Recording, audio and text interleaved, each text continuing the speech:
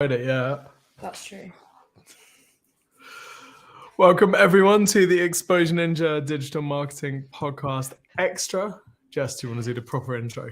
I shall indeed. Welcome back to the podcast. Today we are going to be talking about some exciting stuff happening in the world of marketing, including Google's EEAT, whatever you are calling it at the moment, Google Analytics 4, some TikTok trends for 2023. We're chatting about this week's video, our brand of the week, our lesson of the week, and we will also be covering our question of the week. So lots of different things of the week. Very, very exciting. All right, Jess, Google's made another strangely titled update. We had Spam Brain a little while ago. Now we've got EEAT, EEAT. What's going on?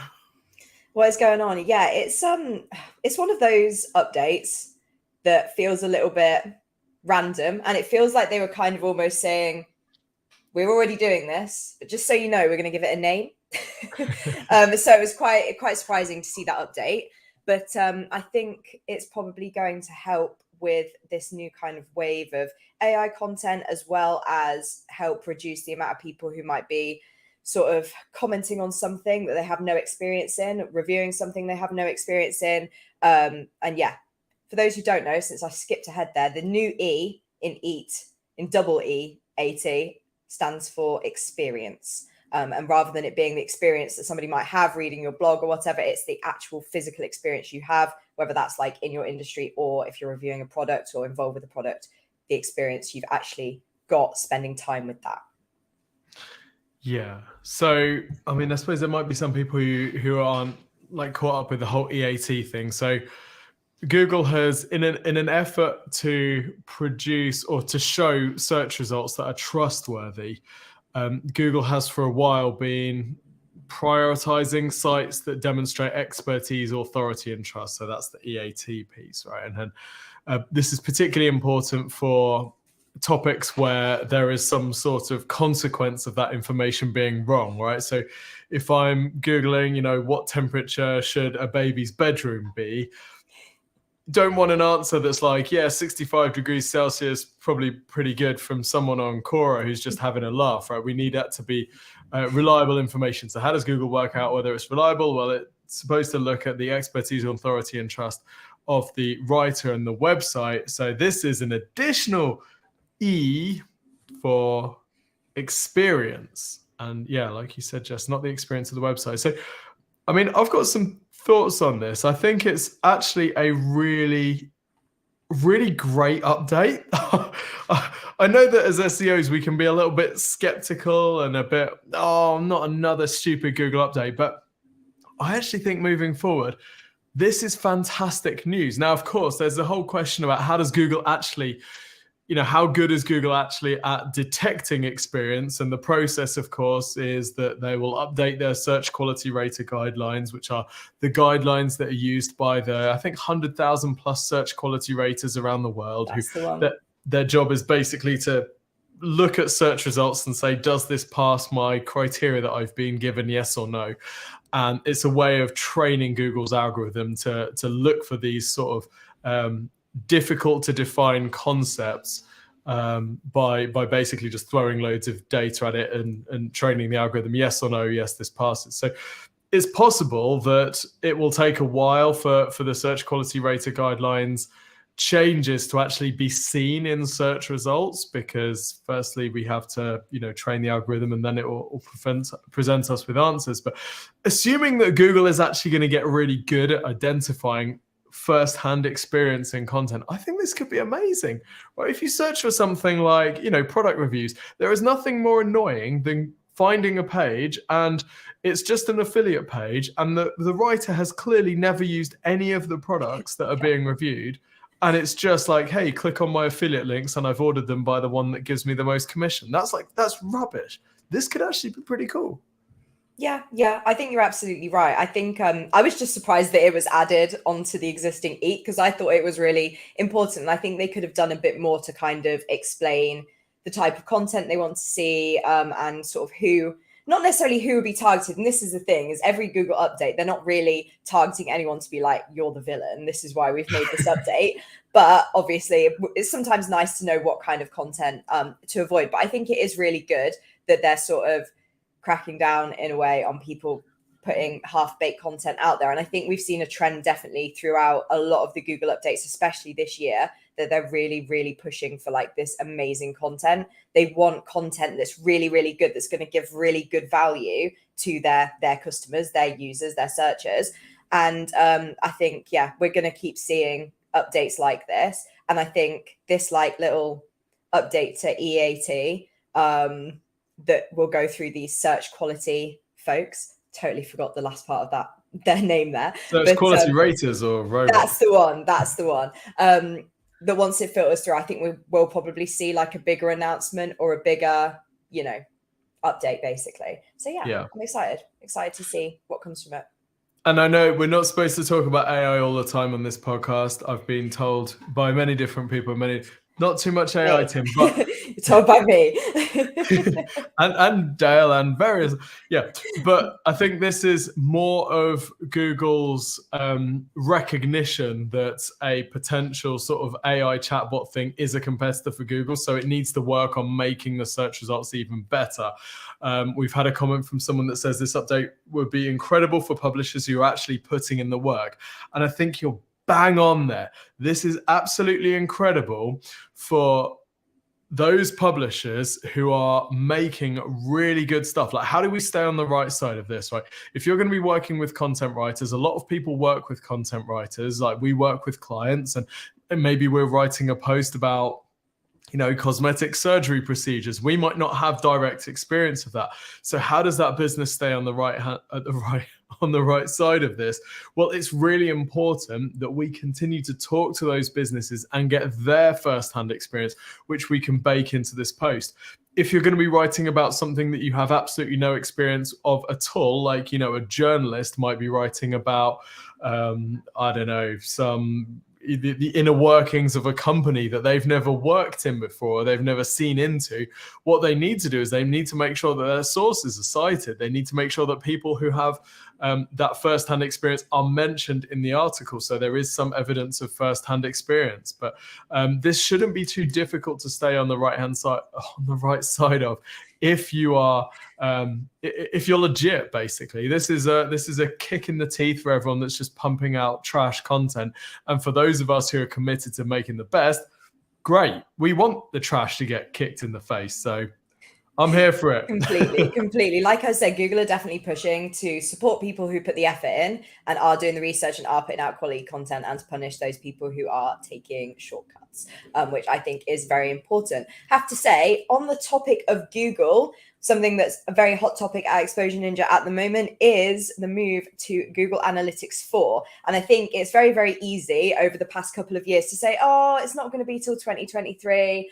Got a year, that's ages away. And now 2023 is like next week. So if you haven't already looked into setting up Google Analytics 4, or even had a glance at it, now is the time. Please, I beg of you personally, set up your Google Analytics 4 account, because it's not going to take any data over from Universal Analytics. So if you were thinking, oh, I can just hop over there in July, everything will be fine, it won't. You will have no data at all, and you'll be starting from scratch. If you haven't set it up already, I wrote a very, very detailed guide about how to set it up, which is in the description. It will be in the description of this live stream and in the podcast once it is uploaded. Anything to add, Tim?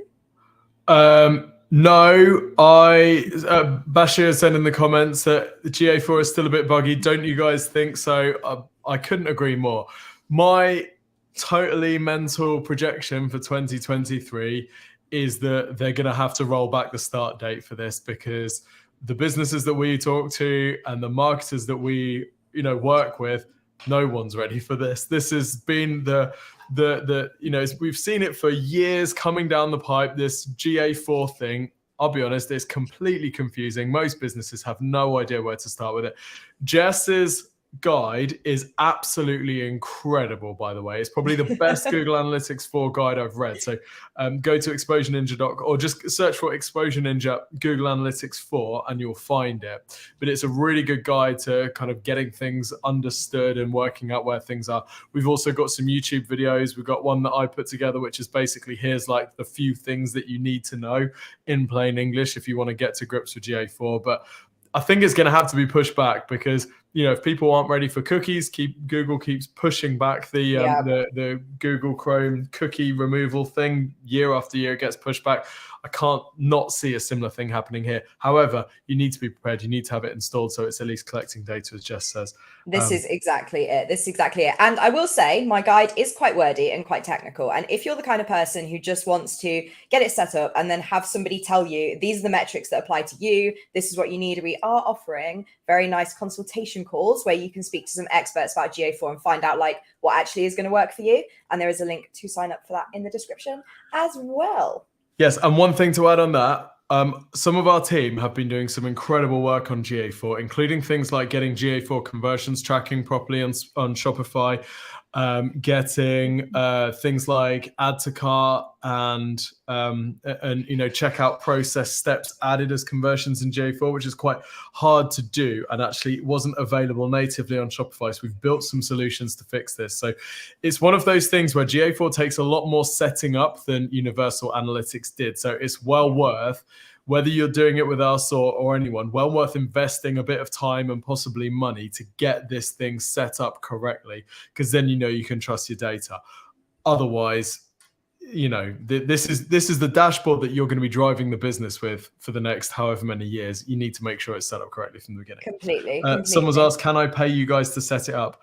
Yes, you can. Request the GA4 consultation that Jess has mentioned in the description, and there's a process that you can go through to do that. Yes, absolutely. And last thing to say about GA4 is, even though Tim's saying they might push it back, and even though I'm saying, you know, set it up now, leave it, whatever, please have a go with it, because it's totally different to Universal Analytics. There's stuff in there that's changed name. There's stuff in there that's the same name as something that was in Universal Analytics, but it actually means something different.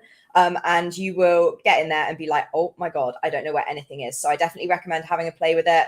And just figuring stuff out while it's collecting that data, so you can kind of double up on that.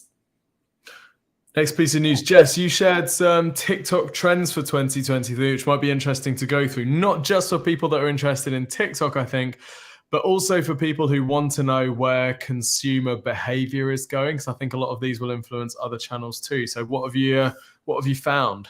Absolutely, yeah. So this TikTok trends announcement actually came through their ads blog, which shows that it's specifically for businesses, you know, people that are already reading that blog who might want to run ads, but it's not technically ads related. So there's 3 trends that they have identified that they think are going to come up in 2023. Now, one thing I do want to say about it is that if they're saying that they expect these trends to happen and they're pushing them to businesses, they're probably going to be encouraging these trends a little bit, maybe boosting high quality content that kind of falls into these categories. I'm not going to go into huge depth about each one. There is a link to the announcement and everything in the description. But the trends that we are looking at are actionable entertainment, which is basically edutainment, kind of entertaining content that also teaches you something.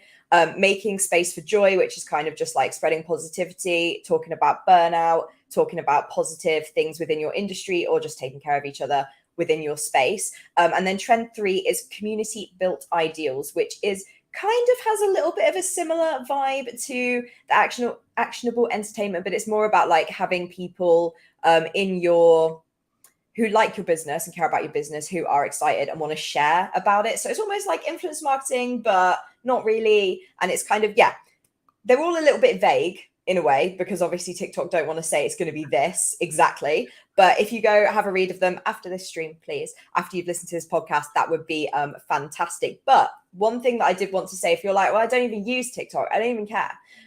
One thing to know is that TikTok trends reach across multiple platforms. Like I keep getting these adverts for YouTube Shorts while I'm on YouTube. I'm like, I'm already here, pals. It's fine. I know about it. But all the videos that they're using as examples of trends that have happened on YouTube in the past year all started on TikTok, which I think is quite entertaining. We see the same on Reels. We see these trends kind of grow and expand across all sorts of areas. So I think it's important to pay attention to TikTok trends, even if you're like, that isn't relevant to me because I don't use TikTok. Maybe your business uses Instagram, maybe your business uses YouTube, or maybe, you know, there's some way that you could transfer this into blog content. And that's another reason why I do like TikTok, because if you are a business that has that younger audience and are doing well on TikTok, one great thing about TikTok is you can put out loads and loads of content that can look, I'm not saying it needs to look rubbish, but I'm not saying that, but you can do it quite quickly, a lot faster than you could write a blog or, you know, put out a full YouTube video. And one thing you can do is kind of use that to test your ideas. And if something pops off on TikTok, it's likely that your audience will enjoy it on blogs, on longer videos. It's a good way to test the water if you're thinking of launching new products. So if you have that audience, I think it's a really, really good space to be using. And in combination with these trends, you could actually see some quite decent success on TikTok as a brand in 2023. Yes, couldn't agree more. I think there's TikTok is like the bleeding edge, isn't it, Jess? Like you're saying, TikTok is where stuff is sort of invented and then it feeds down into all the other areas. And I think we see with these trends, so actionable entertainment, edutainment, making space for joy, and community-built ideals. This is why most business content on most platforms fails, because those three could not be more alien to most business content. Yeah. It's like a completely different world. And 2023 is probably going to be the year when a good percentage of your customers, whoever you're selling to, whatever demographic you're selling to, spend a decent amount of time on TikTok. So this is what they are going to be consuming. This is what's going to become normal for them. It's these types of things. And if we as businesses are like, yeah, but we don't need to worry about that because we just write blogs. Well, guess what? Someone whose brain has been melted by spending 2 hours a day on TikTok, going through this the most addictive, highly entertaining content ever, and they come onto your blog and it's like a 5,000 word sludge fest. Well, they're not going to respond to that in the same way as before their brain was fundamentally altered by the dopamine hacking algorithm. So this is something that we all want to be on the right side of, whether or not we're posting on TikTok. So I think this is one of those things in marketing where it's more important than it seems, and it might look like, oh, this is happening over there, over the fence, but actually this is something that will feed into everything else, like Jess is saying. Yeah, 100%. Keep an eye on it because it's definitely worth following. Like I said, even if you're like, I don't feel like TikTok is a platform for me, maybe you're going to be the first person in your industry to break it and figure out how it works. So give it a go. Nothing to be scared of, nothing to lose.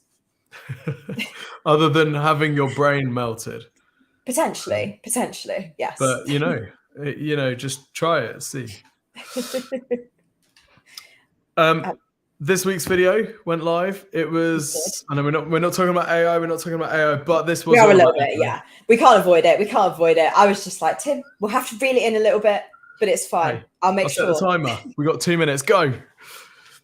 If you haven't seen the video, basically, we got the AI to do some digital marketing tasks, and then I compared them with the work the team has done inside Exposure Ninja. So it's like AI versus marketer, and then we pitched our head of PPC, Nick Tuxford, who's an incredibly experienced marketer. We said, Nick, can you tell the difference between these two? And long story short, she could, but I think it was some of the stuff around that was quite interesting. And we could see a glimpse of where AI was going and how useful it could be to marketers. Jess, what did you think of it all? I thought it was interesting. And I was glad that the human element still came through because I think it's so important. I think a big takeaway for me was that all businesses should be focusing on content that their audience can relate to and the type of things that their audience are actually searching before they convert. So not necessarily, the example we used in the video was ergonomic desks, ergonomic office furniture. So sometimes people might not even know that that's the thing they need. And then by doing research, for instance, back pain, working from home, they will then realize, oh, okay, it's because I'm sat at my kitchen table or I'm sat in bed or, all these little things that they didn't even realize that was an issue. they're nearly there, but not quite at the solution yet. And I think we need to focus on that going forward. I think Google's going to be looking at that, and I just think that's what consumers are looking for. They want to have their questions answered, and yeah, I think that's the most important thing. But despite my views, I would like to know, Tim, how can businesses fit AI and these tools into their upcoming strategies for 2023 so that they don't get left behind, basically? Yeah, that's a good question. We've been playing with it in EM for quite a while, and I think the closest use for AI, the use of AI that is nearest to us is with help with content writing, which is one of the most time-consuming tasks that us marketers face. The danger, of course, is that all of these Google algorithm updates, including the most recent one, they're always talking about content written for humans by humans. So Google's sort of setting a pretty strong line in the sand to say we don't want to be ranking AI written content, and not only that, we're going to punish sites that are publishing lots of it. So we've got to be really, really careful. And we've been experimenting with different tools that sort of check content to see how AI it is. Like, does it feel like AI written content?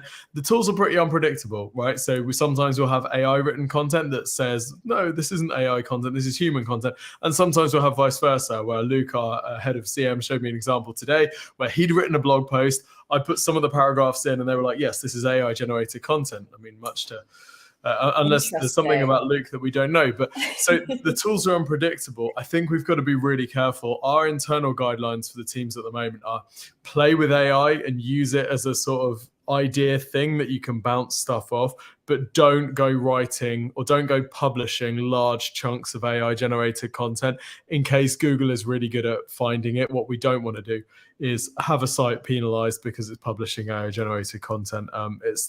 We saw it with Panda and Penguin back in the olden days of search, how sites and sometimes entire businesses just be decimated by Google being a little bit heavy-handed with after some previous transgressions. So we don't want to fall into that trap. So I think at the moment, how do businesses use it? Play with it, understand its limitations, and just keep an eye on it. But as for is it going to make your marketing significantly easier in 2023? I'm yet to see that many applications where it doesn't, where it helps hugely. It's good at creating sort of generic stuff. If you have a look at the video, you can see that actually none of those tasks we would want the AI to do for us. So I think it's just keep an eye on it. Yeah, completely. My experiences with AI so far have more been to do with if I need a little idea or if I'm trying to simplify something and my knowledge is at a level where I feel like I can't totally simplify it down. So I'll use something like we sometimes use Jasper on the content team, and they have a function that lets you change the reading level of what you're writing. And I've used that a couple of times if I'm I just can't find the words to explain this. So that's been quite helpful, but it's being used as a tool rather than doing all the work. It's just an extra little thing, a brainstorming tool or something like that. But yeah, I wouldn't want to use it to write content. And I think if I went on a website and was reading a lot of AI generated content, I would not think well of that business personally. Yeah. You can still tell, can't you? It's I think so. Yeah. Absolutely. Sweet. Jess, you have a brand of the week for us. I actually heard of this one, so I feel like I'm either getting cooler or you're choosing more mainstream brands, but I'm feeling proud for myself for hearing of this one. Well done. Yeah. Is this the first one that you've known? Yeah, I think it might be, yeah. That's totally fine. It was our lovely Lucy who put this brand forward for me a couple of weeks ago, and I've been trying to find time to fit it in, and this week was the absolute perfect time. So the brand is called Dash Water. Very exciting, and they are a direct to consumer, but also sell in some supermarkets and stuff now. Basically, water business. What they sell is flavored water, sparkling water, tonic water, all those kind of things. And the reason I chose them for the brand of the week, other than from Lucy's wonderful suggestion, was because I feel like they have very, very clear positioning as a brand. They sort of, obviously, if you're listening to the podcast later, you can open up the website on your computer or on your mobile phone, wherever you are browsing.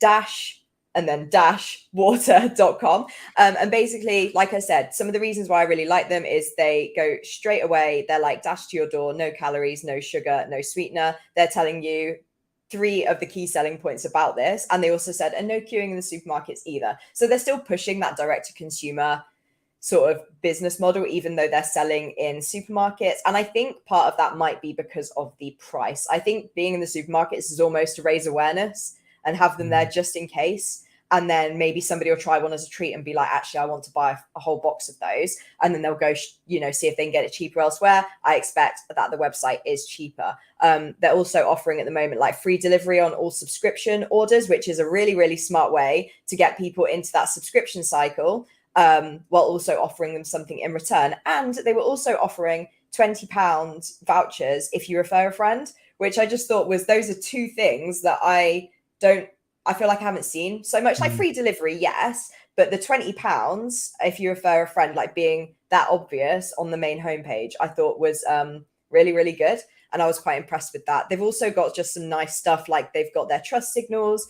And something that I very much enjoyed was that as you scroll down, they kind of have little nets to catch people who are unsure and who are sort of still scrolling to be like, I'm not sure if this is for me. Can I justify the price? And they drop in these things like, it's British spring water. They use wonky fruit that isn't beautiful enough for the supermarkets, that would have gone in the bin. And also, they reinforce that they don't have sugar, fake flavors, any of these things. So they've obviously got a very certain target demographic, which are people who are like conscious of the environment, who are conscious of their health. And I think they're making that very, very clear. And there is certified B Corp, which is very nice as well. So yeah, just thought their positioning was really good. Yeah. Completely.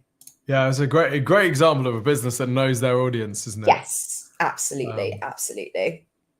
I find it really like selling wonky fruit as a benefit. Yeah. Like this is, we're saving the fruit from the bin and we're selling it to you. Like logically, that's not a benefit. That's a compromise, right? We're selling, we're using an ingredient that nobody else wants. So it's not on the surface, it's not a benefit, but they've got that association. It's got that association with, ecology and, no waste and all that type of stuff, where actually it is a benefit for the right audience. And that's really interesting. It's a little marketing hack. I love the refer a friend £20 as well. £20. Which to me suggests that their cost per acquisition is around £20. It must be for PPC. I was, when you know that you're ruined as a marketer is when you notice that someone sends you a cool new brand and the first thing you do is just slam their site into SEMrush. That's when you know that you're crazy. And I thought it was really interesting. They're running Google ads. They're running shopping ads only mostly for branded terms. And mostly the product that they're selling in these Google ads, the shopping ads, is the 96 can multi-pack. Wow. That's a lot of water, right? But that's a lot, yeah. It's like over £100 for 96 cans, which I'm probably reluctant to buy if it's my first purchase. But I thought it was interesting that that's what they were pitching the shopping ads. That sort of implies that their cost per acquisition through shopping is unprofitable for anything other than that, £100 plus sale, which would make sense if their cost per new customer is around £20. If I'm that business, I'm thinking, how can I get sales using organic traffic as much as possible next year? So they're not really ranking for much on search for things like, sparkling water drinks or sparkling water mail order, that not really ranking for much with that. They've got a TikTok presence, but they're not really doing a huge amount with it. They got some good ideas, but not getting much traction. So for me, this is one of those direct to consumer brands where they need to get that acquisition cost scalable. They need to have a really scalable way of getting new customers. Otherwise, the numbers in the business are going to make it very difficult to grow because they're selling water via post, which is already expensive to ship. So they need to be getting those customers in really cheaply. So organic traffic has to be the way to go here. But yeah, brilliant website, I think, and delightful positioning. It makes me really happy. Yeah, completely agree. I think if I was this business, the first thing that I would say about them is that I like that they're not sort of compromising on price. They're kind of saying, hey, here's what we're offering you. these are the reasons why you should spend the money with us, because we're a B Corp, because we're using fruit that would have otherwise gone in the bin, etc., etc. But something that I would sort of recommend to any business like this who does have that really high like cost per acquisition, I think that might have been what you said, Tim. I'm getting all my CPA and CAC mixed up. But I noticed on the Instagram that they had pictures of like weddings and events. And I think this is a really, really great opportunity for them to be like, unique things for your wedding, unique. I mean, they're not super unique, but if I went to a wedding and there was a can of Dash water on the table, I would be pretty intrigued. It's something a bit different. It sort of is one of those like, yeah, you can use this with an alcoholic drink, or if you aren't that way inclined, you can just have it on its own. It feels a little bit fancy. Like, I definitely think that pushing for kind of events, pushing for like business fridges, that are like in businesses that do offer like drinks and stuff to their employees, and just all that kind of stuff. I think they could target a lot of different keywords, and they have the aesthetics and the general vibes to really like, if I was doing wedding research and I landed on their website, I might go, Dash water, that's a bit random, but the rest of the branding and everything fits that kind of vibe. I know I'm saying vibe a lot, and maybe everybody watching or listening is like, I have no idea what she means, but it's very pastel-y, it's very gentle, it's very sort of, here's a great experience, here's something a little bit special. So I think, if I was that business, that's the route I would go down for sure. And then in your wedding thank you cards, right, you send out your referral code, get £20 off for everyone who buys, and there you go, pay for your honeymoon or whatever. This is the thing. In Dash water, obviously, it's probably not that viable. It's not that scalable as a money-making opportunity, but someone will figure it out. Indeed, they will. Indeed, they will. Tim, what is your marketing lesson of the week?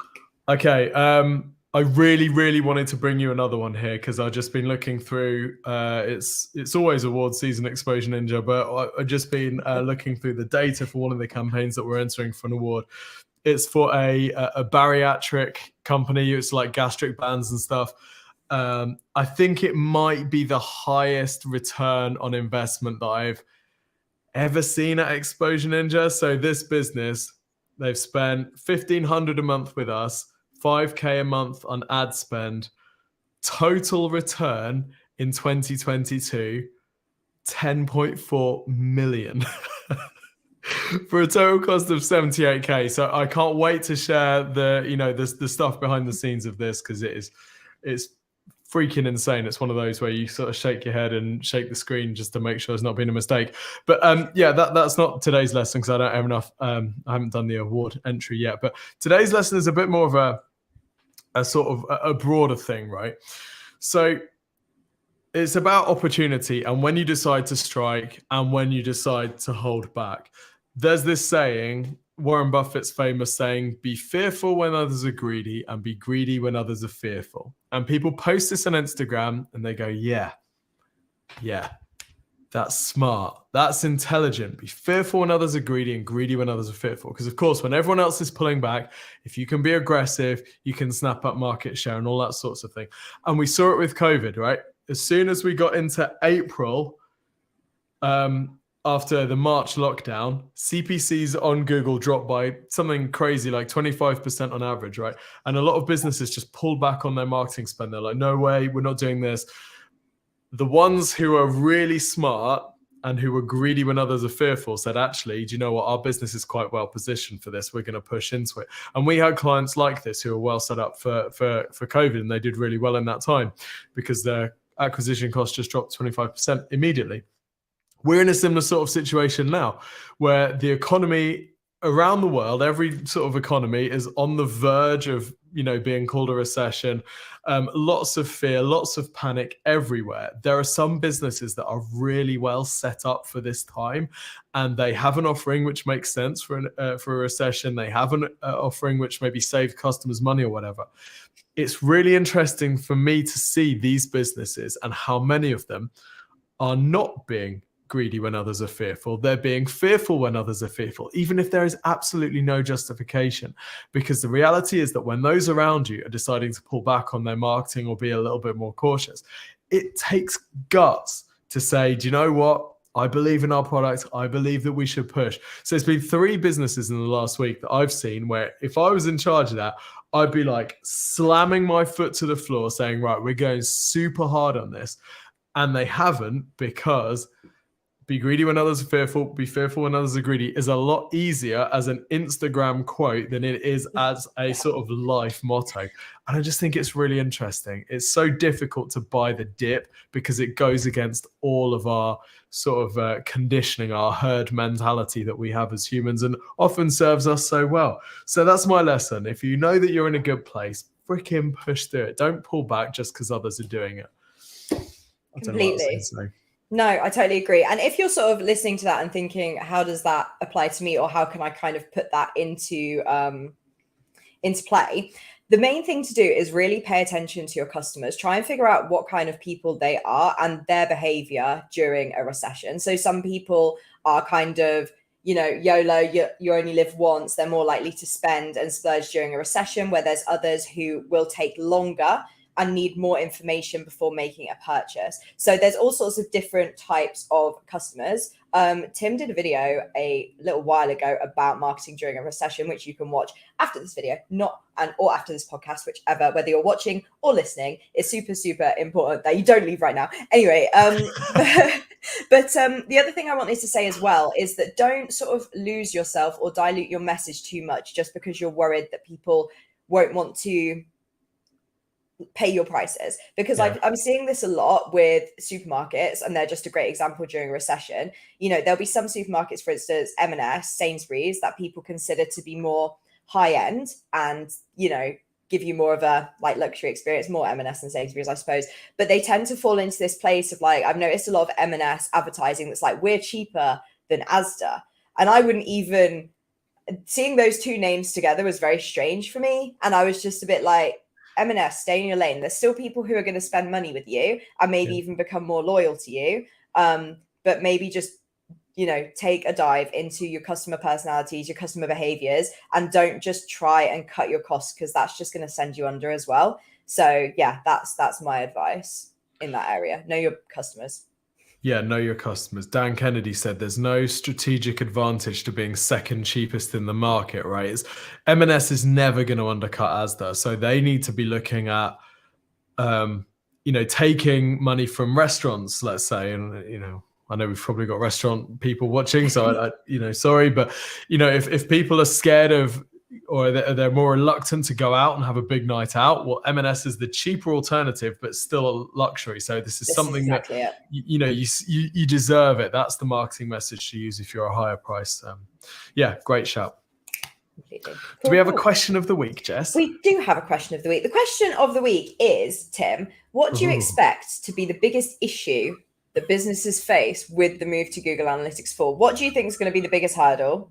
We've kind of discussed this already, but I think it's a nice place to end on, kind of summarizing what we talked about earlier. I think, firstly, getting conversions set up so they can actually see what's going on their websites is going to be a big hurdle for people, because Universal Analytics was easy. GA4 is, in many cases, much less easy. And then the second thing is getting to grips with it. Like you said, have a play with it, because on the surface, it looks horrific, and it is horrific. It's one of Google's. The reason it looks horrific is because it gives you everything. It's so powerful. And this is always the compromise, right? Wix websites, low power, easy to use. Google Analytics, high power, horrific to use. There's this like continuum. The more flexibility, the more control, the more data you have, the more this thing looks awful. And Google Analytics 4, I'm not going to lie, the user interface is awful. One of the worst products I've ever seen released. But it's incredibly powerful. You can do things on GA4 that you never would have been able to do on UA. You can get all sorts of insights that could be transformative to how you operate your digital marketing, but you've got to get to grips with it. And it's going to have a steep learning curve. I think there's going to be a lot of people that just say, right, forget it. Someone mentioned in the comments that they moved to a different analytics platform. And I think we'll see a lot of that. People just saying, I can't even, and they'll just go somewhere else. Yeah. 100%. I definitely found when I was writing my initial guide, because I wasn't as close to Google Analytics as other ninjas, I was like, I don't understand what people are complaining about. This seems very straightforward. And then when I started to work a lot more with Google Analytics, well, Universal Analytics, later this year, I was like, oh, I see now why people don't like this. So, I mean, there's a lot of benefits in terms of you can really look at the data that's important to you rather than having to look at like everything. You can kind of niche it down if you have an app, which I feel like most people don't. But if you do have an app, it has huge benefits there. But it really is a case of trial and error and testing it out and seeing what works for you, basically. So yeah, it's going to be a steep learning curve. I think Tim might be right in saying they might push it back, but pretend like it's definitely going to change in July and prepare just in case they still roll it out and just don't care. And they're just like, look, get on with it. Throw everybody in the deep end of the pool and hope for the best. Yeah, right. Do not rely on Tim's wild hunches to bail you out here. You're going to have to get to grips with it at some point. So. Yeah. And it really is a case of, you know, set it up now so that you can get on with stuff. Tim, I've noticed you've just noticed a comment, and I've noticed a couple of these throughout where quite a few people are saying that they are looking at third-party options because GA4 is just causing them so much trouble, which is quite shocking, really. You know, that there isn't enough resources out there from Google themselves to, yeah, it's just not good. I think there's, you know what, I think there's an argument to be made that this is one of the worst business moves in history, right? Google had total domination of the analytics market. There are some businesses that can't use Google. They had the ball at the goal line. All they needed to do was improve the analytics product and work out how to port everyone over. And they've just thrown a massive steaming lump of garbage at everyone and said, you know, figure it out for yourselves. And they're losing market share, and it breaks my heart. This is the thing. This is the thing. And one last question of the day. Is GA4 worth learning if people are leaving? No, don't. I would say, no, that was wrong. That was absolutely the wrong answer. Completely. Yes. It is worth learning. My brain had an absolute backflip. What I meant was, don't learn Universal Analytics now. If you're just getting into analytics. What I mean is do absolutely learn GA4, because once you're in and you get it. And it's very easy to use after that. So it is just a case of persevering with it and figuring out what works for you. I think you will find stuff in there that you way prefer over Universal Analytics. But yes, definitely do learn it. Yeah. It's the key takeaway. This is going to be, you know, I think by the time we come around to July, this will just be like a sort of therapy, group therapy for businesses and marketers who feel traumatized by GA and various Google products, user interfaces. Howard asked, what's the best GA4 alternative? We're not going down that route. GA4 is actually sick. It just looks horrible. Yes. And if you're confused, as I said earlier in the stream, but if you're only just joining, if you check the description down below, whether you're on YouTube or whether you're listening to this podcast on catch up, there is indeed a guide that I wrote about GA4. I shouldn't really have said that I wrote it. That sounds like I'm only driving you there because I wrote it. But regardless, a lot of people have told me it's good. So, it's incredible, Jess. So have a look. That'll teach you everything about how to set it up, what's changed with the metrics, what's changed name to be something totally different, and all this crazy chaos. Tim also created a video about GA4, sort of going over some of the basic but most important metrics that you will need to track as a business, which you can find on our YouTube channel once we finished this podcast. And finally, if you want somebody to help you with GA4 and you need a consultation, head to the description. There is a link to sign up for some consultation calls there as well. We really want to help you because we know GA4 looks like it sucks right now, and it doesn't. It just looks from the outside like it sucks. And if you start now, then you know you're going to be off to a way better start. And if you've only just joined the stream, all links that we've talked about today are in the description. So yeah, go and get that consultation. We'll be able to talk you through what's going on with GA4 for your business. We'll help you figure it out. If you've got crazy setups or you need some, you know, server-side stuff, then we can talk through that as well and get you set up if you need to. Well worth doing. Give yourself an early Christmas present and get your business sorted with GA4. It can gather data all over Christmas when you don't even need to think about it. Do it, please. If you do anything after the stream, so GA4. Super important. It doesn't take as long as you would think. So yeah, go set that up, please. I shall have a bad Christmas if you don't. It's a threat that I'm putting upon you. Oh, there we go. Is that a threat? I think that was a threat. So on that note, thank you everyone for tuning in, and we will see you. Jess, we're back in the new year, aren't we?